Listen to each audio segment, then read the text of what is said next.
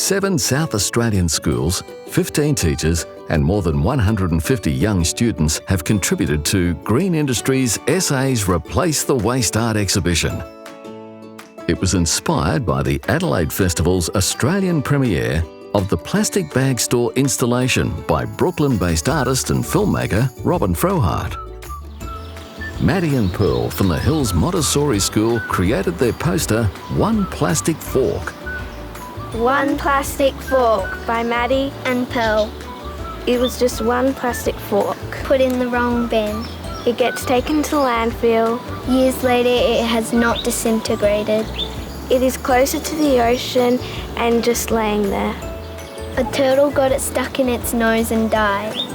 What if everyone in the world put a plastic fork in the wrong bin and an animal dies?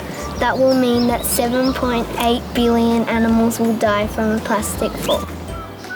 And that needs to stop in Australia and throughout the world. We think that South Australia banning single-use plastic is better for the environment. We wanted to enter the art competition because we wanted to highlight how much damage that plastic can do. We think it will help the environment because less animals will die. We came up with our poster design by combining all of our ideas together. We can help the planet by banning single-use plastic throughout the world.